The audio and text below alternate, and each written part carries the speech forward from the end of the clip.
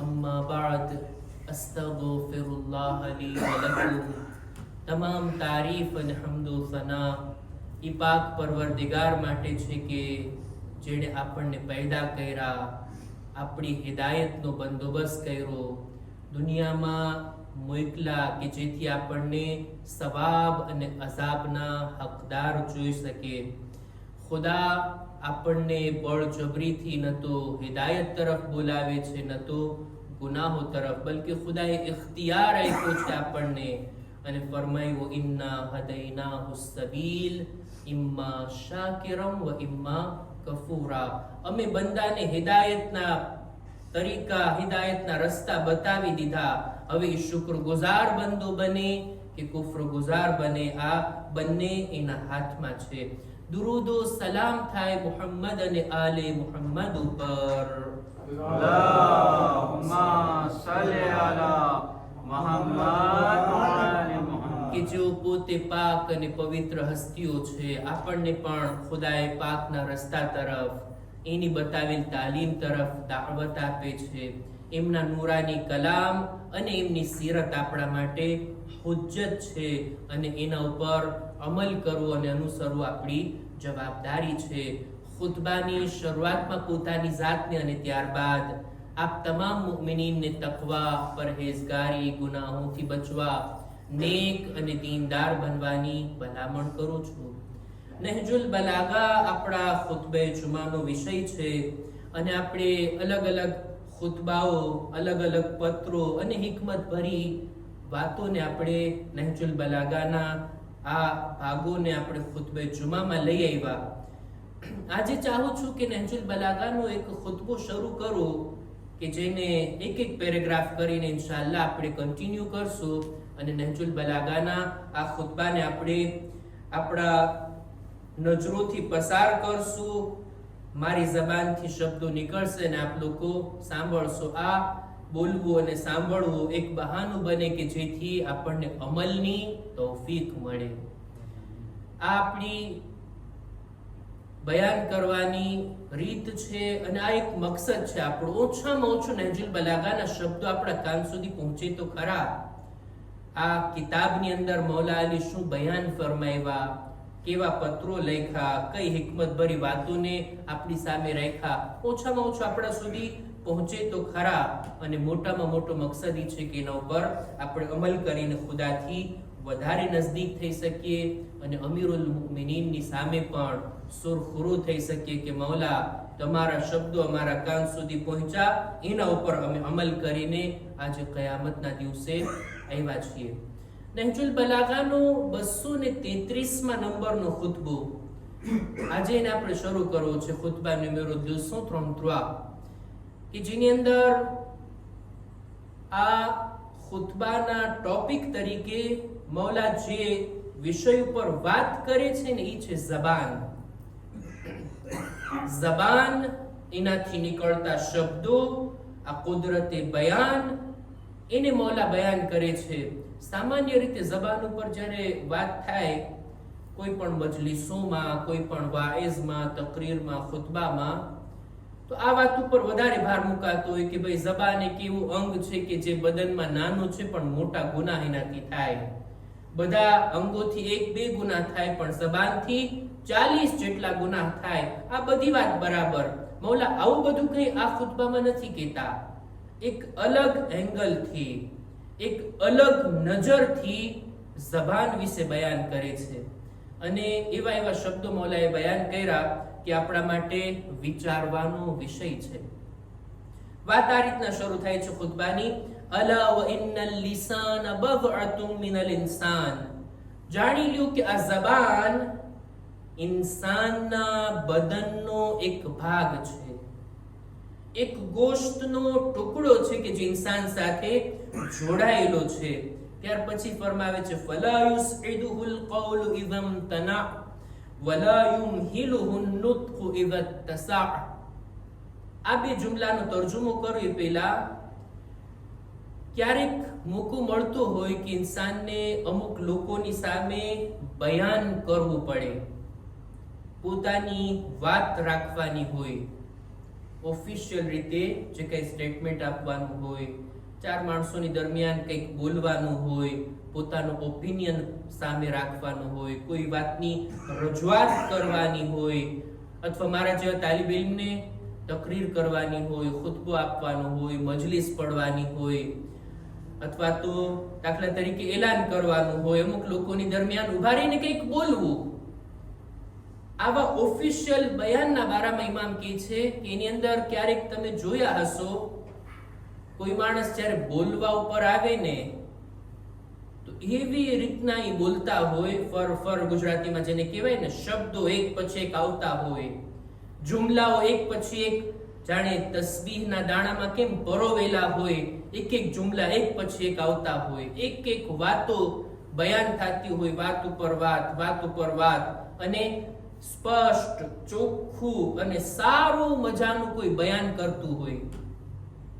ક્યારેક કેવું બને કે માણસ બયાન કરવા માટે આવે, બોલે પણ બોલતા બોલતા જબાન અટકી જાય, બોલતા બોલતા જબાન રૂકી જાય, જાણે એમ કે શબ્દો આવતા નથી, જાણે એમ કે જુમલાઓ બનતા નથી, કંઈકનું કંઈક બોલાઈ જાય છે. આવું થતું હોય એ લોકો માટે કે જેઓ આ રીતના ઓફિશિયલ કોઈની સામે બોલતા હોય, કોઈને બોલતા જ ના ફાવતું હોય, બોલતા જ ન ચાહતા હોય, અથવા તો એવો મોકો જ ના મળતો હોય, એ લોકોની વાત નથી. અથવા તો કોઈ ગુસ્સામાં આવી જાય અને જેમ તેમ બોલે રાખે, એવા લોકોની વાત નથી. પોતાના દોસ્તો સાથે આમનામ વાતો કરતા એની વાત નથી. વાત કઈ છે? ઓફિશિયલ. ક્યારેક અમુક લોકો બયાન કરતા હોય, બયાન કરતા કરતા ક્યારેક અટકી જાય, ક્યારેક વાત સ્ટોપ થઈ જાય. એનું શું કારણ છે? મૌલા એના બારામાં બયાન કરે છે કે આ જબાન ઈ ચાલવા લાગે છે, ઈ બરાબર શબ્દોને અદા કરે છે. ક્યારે? જ્યારે બોલવાની બરાબર તૈયારી હોય ને ત્યારે. અને જ્યારે તૈયારી ના હોય તો પછી બોલતી વેળા ચોક્કસ માણસની જબાન અટકશે. મારા માટે તો અનુભવની વાત છે. ક્યારેક મને કહેવામાં આવે ફલાણી તારીખે તમારે મજલિસ પડવાની છે, 2 દિવસ અગાઉ 4 દિવસ અગાઉ મને જો કીધા હોય અને હું ત્યાં તૈયારીની સાથે જાઉં, પછી જે કંઈ બોલું, દેખીતી વાત છે કે શબ્દો આવશે, વાત મૌઝુ ઉપર હશે, એક એક જુમલા બરાબર ફિટ થયેલા હશે, બરાબર વાતની ગોઠવણ થયેલી હશે. પણ એમને મોચિંતાનું કે ચાલો મૌલાના બિસ્મિલ્લાહ, હમણાં તમને 10 મિનિટમાં મજલિસ પડવાની છે. એવી મજલિસો મેં પડેલી છે, રાતના ઉઠીને 1 વાગે પણ મેં મજલિસો પડેલી છે. અર્જન્ટલી કંઈક આવી જાય, પ્રોગ્રામ હોય, અથવા તો કોઈ ના આવ્યું હોય, અથવા તો કોઈની હાજરી ના હોય અને આપણે જ હોઈએ અને ક્યારેક પડવું પડે, ઓચિંતાની મજલિસો પડેલી છે. પણ એની અંદર અને તૈયારીની સાથે કોઈ બોલે, દેખીતી વાત છે કે ફરક છે. અને મૌલા જે તૈયારીની વાત કહી છે, આ તૈયારી એટલે એમ નહીં કે બેસીને બધું લખે, પછી એને ગોખે, એને મોઢે કરે, એ તૈયારીની વાત નથી. બોલવા પહેલા ઇન્સાન જે વિચાર કરે ને, જે ફિક્ર કરે ને, જે મગજની અંદર પોતાની વાતની ગોઠવણ કરે ને, એ તૈયારીની વાત છે. જો એ રીતના ઇન્સાન તૈયાર હોય તો પછી એની જબાન ચાલશે, જબાન બોલે રાખશે. અને આ બધાની પાછળ જે મુદ્દાની વાત છે ને, એ છે રૂહ. આ જબાન જે છે ને, એ આપણા રૂહનો પોર્ટ પારોલ છે. આ જબાન જે છે ને, આપણા રૂહનો પ્રવક્તા છે. જે કંઈ રૂહમાં ચાલતું હોય ને, એ જબાનથી જાહેર થાય. રૂહની તૈયારીની વાત કરે છે. ક્યારેય પણ માણસ બોલવા ઉપર આવે ત્યારે વિચાર કરે, શું બોલવું છે, કેવી રીતના બોલવું છે, કેટલું બોલવું છે. આ બધું રૂહની અંદર તૈયારી થતી હોય. જો એ રીતની તૈયારી હોય પછી માણસ બોલે તો પછી સરખી રીતના પોતાની વાતને રાખી શકશે. પણ રૂહમાં કંઈ ચાલતું ના હોય, રૂહમાં જ ગડબડ હોય, રૂહના વિચારો જ એટલા કન્ફ્યુઝનમાં હોય કે પછી જબાન ઉપરથી ક્યાં કઈ વાત આવશે, માણસની જબાન અટકી જશે. ઇમામ આવી જ કંઈક વાતને આ રીતના પોતાના શબ્દોમાં બયાન કરે છે. આ બધી વાતો મેં બયાન કરી આ 2 જુમલાનો તર્જુમો કરવા માટે કે અલા વ ઇન્નલ લિસાન બદઅતુમ મિનલ ઇન્સાન, જાણી લ્યો કે આ ઝબાન ઇન્સાનના બદનનો એક ભાગ છે. ફલા યુસઇદુહુલ કૌલ ઇઝમ તના, જ્યારે તૈયારી બરાબર હોય રૂહની ત્યારે એને, જ્યારે તૈયારી ના હોય બોલવાની ત્યારે આ ઝબાન અટકતી રહેશે. આ ઝબાન બરાબર રીતના પોતાની વાત નહીં બયાન કરી શકે. વલા યુમહિલુહુન નુત્કુ ઇઝ તસા, પણ જો રૂહ આમાદા હોય, મગજમાં બધો વિચાર કરી લીધો હોય, પછી આ ઝબાન અટકવાની નથી અને બરાબર રીતના પોતાની વાતને રજૂ કરી શકશે. ત્યારબાદ આના પછીના જુમલાઓની અંદર ઇમામ પોતાની ફઝીલત તરીકે, અહેલે બેતની ફઝીલત તરીકે આ વાતને ગણાવે છે કે બોલવાની અંદર અમારો કોઈ જવાબ નથી.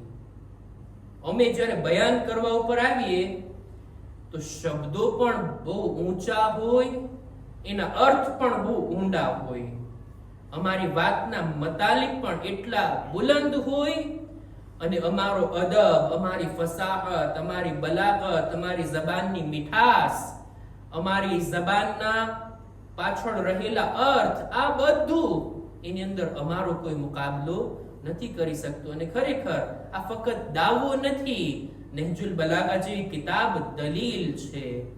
અહેલે બેતના કલામ આપણી સામે દલીલ છે. દુનિયા વાળાઓની સામે, દરેક મુસલમાનોની સામે આપણે ચેલેન્જ તરીકે રાખી શકીએ છીએ કે અમે અહેલે બેતની વાતોને રાખીએ તમારી સામે, તમે લઈ આવો બીજા કોઈ કલામ, સરખામણી કરીએ જોઈએ. અલી જેવું કોઈ બોલી શકે? બીબી ઝહરા જેવો કોઈ ખુતબો આપી શકે? આપણા ઇમામો જેવી હદીસો, એવી નુરાની વાતો કે ઈ જમાના માટે નહીં, કયામત સુધી આવનારા લોકો એનાથી લાભ અને ફાયદો ઉઠાવી શકે એવી વાતો કોઈ બોલી શકે? હરગિઝ નહીં. આ મુઅજીઝો છે જે કલામ અહેલે બેતને આપવામાં આવ્યો છે. એક હદીસમાં રસૂલે ખુદા ફરમાવે છે ને કે ઉતીતુ જવામિઉલ કલીમ, અમોને જવામિઉલ કલીમ આપવામાં આવ્યો, એટલે કે વાતોને પહોંચાડવા માટેની એક એવી તાકાત અને કુદરત ખુદાએ આપી છે કે જેનો મુકાબલો કોઈ નથી કરી શકતો. એટલે જ અહેલે બેતના કલામ મુઅજીઝા છે, ન મુઅજીઝા સમાન બલકે મુઅજીઝા છે.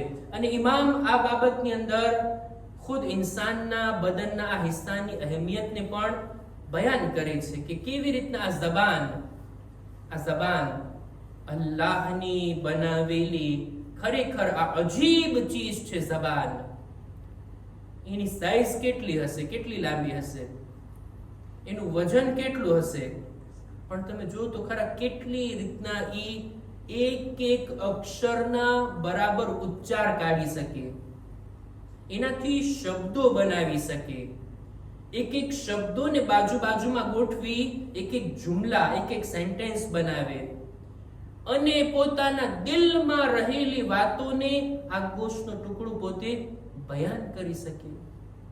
કેવી અજીબ ચીજ છે! એ કેટલી વળી શકે, કેટલી ઝૂકી શકે, કેટલી ઊંચી ચોટી શકે, અને એક એક ઉચ્ચાર કાઢી શકે. અરબી ભાષામાં 28 અક્ષરો છે ને, અલીફ બે તે છે, આ 28 છે. એના એક એકના મખરજ આ ઝબાન અદા કરી શકે. ફક્ત અરબીની જ વાત નથી, બીજી બધી ઝબાનોના પણ ઉચ્ચાર, તમારી ફ્રેન્ચી ભાષાના જ કેવા ઉચ્ચાર હોય. હજી મને યુન બોલવામાં તકલીફ પડતી હોય, અને આ રીતનો જે ઉચ્ચાર હોય ખરેખર અજીબ છે. એક એક શબ્દોના ઉચ્ચાર આપણે કાઢવા, એના મખરજ, એના તલફ્ફુઝ, આ એક બે ભાષા, બે ચાર ભાષા જે મારી નજરમાં છે, એ સિવાય દુનિયામાં કેટલી ભાષાઓ છે. બધી ભાષાનો ઉચ્ચાર આ ઝબાનથી નીકળે છે. અને કેટલી ભાષાઓ દુનિયામાં, 1000 થી વધારે ભાષાઓ અત્યારે ઓફિશિયલ આ દુનિયાની અંદર જોવા મળે, અને એક એક ભાષાના અલગ અલગ લહેજા, બધું ક્યાંથી અદા થાય છે? આ ઝબાનથી. ખરેખર અલ્લાહની આ કમાલની ચીજ છે. જો એને સહી ઉપયોગ કરવામાં આવે ને તો આ ઝબાન છે જે ઇન્સાનને ક્યાંની ક્યાં પહોંચાડી શકે. નહીંતર આ ઝબાન છે કે જે ઇન્સાનને અશરફુલ મખલુકાતથી લઈ અસ્ફલુસ સાફિલીનમાં પહોંચાડી શકે છે. ઝબાન વિશે ઘણી બધી વાતો મૌલા ખુતબામાં કરે છે. નહજુલ બલાગાના 233મા નંબરના ખુતબામાં ઇન્શાઅલ્લાહ આપણે એને આવતા જુમાની અંદર કન્ટિન્યુ કરશું. આજના ખુતબાના અંતમાં હિકામ અને મસાઇલના બદલે ચાહું છું કે આવનારી એક અઝીમ રાત એના ઉપર ભાર મૂકું, એના ઉપર બયાન કરું અને માસુમીનની વાતોથી, એમની હદીસોથી આ રાતની ફઝીલતને તમારી સમક્ષ વર્ણન કરું. 15મી શાબાનની રાત ઘણી અજીબ રાત છે, ઘણી અઝીમ રાત છે. ઇમામે ઝમાનાની વિલાદત પહેલા પણ આ રાતની ફઝીલત હતી. રસૂલે ખુદાથી લઈ આપણા 11 ઇમામો આ રાતની ઇબાદત અને બંદગીથી લાભ ઉઠાવતા. એક હદીસ બયાન કરીને હું વાતને પૂરી કરું. આપણા છઠ્ઠા ઇમામ ઇમામે જાફર સાદિક અલૈહિસ્સલામ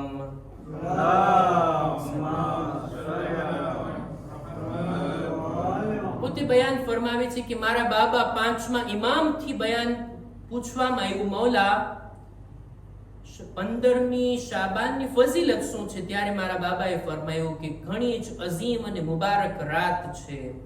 આ એ રાત છે કે જેની અંદર ખુદા પોતાના ફઝલો કરમથી પોતાના બંદાઓને અતા કરે છે. આ રાતની અંદર ખુદાથી નજદીક થવા માટે ભરપૂર કોશિશ કરવામાં આવે. આ એવી રાત છે કે જેમાં ખુદાએ કસમ ખાધી છે પોતાની જાતની કે કોઈ પણ હાથને ખાલી પાછો નહીં ફેરવે. જે કઈ બંદો તલબ કરશે ને ખુદા એ રાતમાં એને અતા કરશે, સિવાય એ કે બંદો ગુનાહની ચીજ માંગી લે, ગુનાહની કઈ વાત તલબ કરી લે, ખુદા એ નહીં આપે. બાકી બધું આ રાતની અંદર ખુદા અતા કરે છે, જેથી આ રાતની અંદર ખુદા પાસેથી વધુમાં વધુ માંગવામાં આવે, તલબ કરવામાં આવે. જિબ્રીલ રસૂલે ખુદાની ખિદમતમાં આવીને આ રાતની ફઝીલતને બયાન કર્યા. આ રાતની અંદર શું કરવું, રાતભર જાગવાની ફઝીલત, આ બધું બયાન કરતા કરતા અંતમાં કહે છે કે એ રસૂલે ખુદા, તમારી ઉમ્મતને હુકમ આપો કે આ રાતની અંદર ઇબાદત કરે, દુઆ, ઇસ્તિગફાર અને તૌબા કરે. ખરેખર જિબ્રીલના આ શબ્દો છે, ખરેખર મહેરૂમ છે એ માણસ કે જે આ રાતની ખૈર અને બરકતથી મહેરૂમ રહી જાય. 15મી શાબાનની રાત આવીને ચાલી જાય પણ પોતાના દામનમાં કંઈ લઈ ના શકે, કંઈ ફાયદો ના ઉઠાવી શકે, ન કંઈ દુઆ, ન કંઈ આમાલ અને ન તો પોતાના ગુનાહને માફ કરાવી શકે. ખુદાની બારગાહમાં દુઆ ગુજારીએ, પરવરદિગારા અમોને 15મી શાબાનની રાતના આમાલ કરવાની, ઇબાદત અને બંદગી કરવાની નેક તૌફીક અતા ફરમા.